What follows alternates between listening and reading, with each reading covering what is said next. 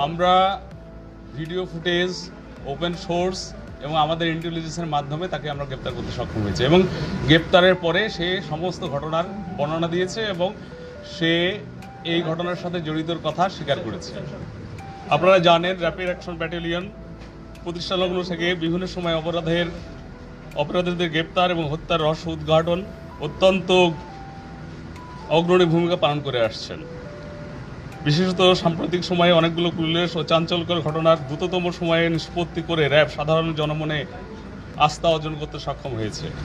উল্লেখ্য যে গত 7 আগস্ট 2025 তারিখ রাত্রি অনুমান 18:45 ঘটিকার সময় জিএমপি গাজীপুর বাসন থানাধীন চন্দনা চৌরাস্তা এলাকার দৈনিক প্রতিদিনের কাগজ পত্রিকার চিফ রিপোর্টার আসাদুজ্জামান তুহিন 39 প্রতিদিনের ন্যায় তথ্য সংগ্রহ করতে যান। মামলার এজাহার মতে সাংবাদিক আসাদুজ্জামান তুহিন বাসন থানাধীন চন্দনা চৌরাস্তা এলাকায় তথ্য সংগ্রহকালে দেখতে পান যে জনক বাদশাহ 35 কে একজন মহিলা পরিকল্পিতভাবে বিরক্ত করতে থাকে। এক পর্যায়ে বাদশাহ বিরক্ত হয়ে উক্ত মহিলার প্রতি ক্ষিপ্ত হলে পূর্ব হতে উৎপেতে থাকা স্বাধীন সহ অজ্ঞাতনামা খুনিরা জনক বাদশাহকে এলোপাথাড়ে কোপাতে থাকে।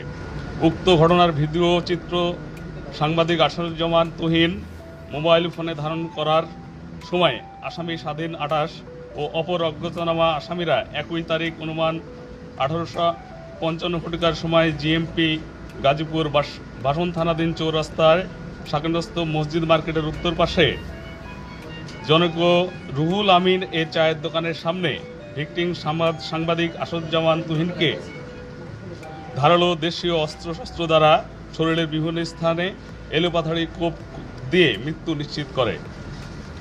পরবর্তীতে এই হত্যাকাণ্ডের সাথে জড়িত আসামিদের গ্রেপ্তারের জন্য RAB 1 specialised company Porabari camp গাজীপুরের আভিযানিক দল বিষয়টি আমলে নিয়ে ছায়া তদন্ত শুরু করে এবং আসামিদেরকে গ্রেপ্তারের জন্য গোয়েন্দা নজরদারি বৃদ্ধি করে।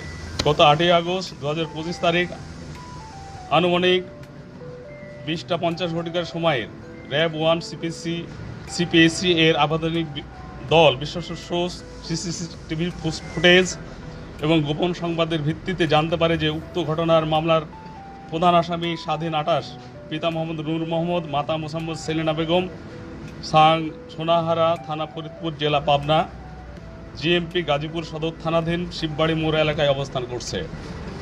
উক্ত সংবাদের ভিত্তিতে র্যাব 1 সিপিএসসি গাজীপুরের আভিযানিক দল সঙ্গীয় অফিসার ও ফোর্সের সহায়তায় জিএমপি গাজীপুর সদর থানাধীন শিববাড়ি মোড় এলাকার অভিযান চালিয়ে আসামি স্বাধীনকে গত 8 আগস্ট 25 তারিখ 2025 রাত্রে গ্রেপ্তার করতে সক্ষম হয়।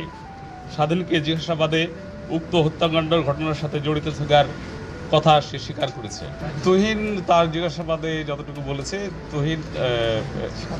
স্বাধীন সে একটা গ্রুপের সাথে জড়িত, সেই গ্রুপের অন্যান্য মেম্বারদের সহায়তায় সে এখানে গিয়েছে এবং সে আপনারা ভিডিও যে দেখেছেন সে তার প্রকাশ্য অবস্থানটা আপনারা নিজেরাই দেখেছেন। আপনাদের সোর্স, আমাদের সোর্স সবাই এটা নিশ্চিত করেছে।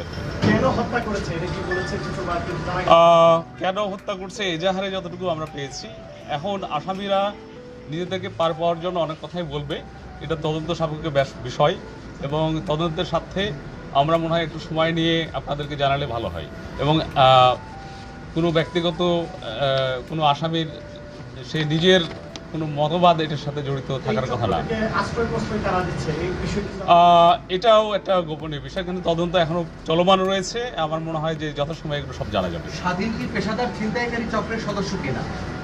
স্বাধীন যতটুকু তার কথাই বলেছে, সে হচ্ছে বাস ড্রাইভার, সে 8-9 বছর ধরে এখানে আছে এবং যেভাবে গ্রুপের সাথে আছে তা আমার তো মনে হচ্ছে যে সে একটা গ্রুপের সদস্য আর কি।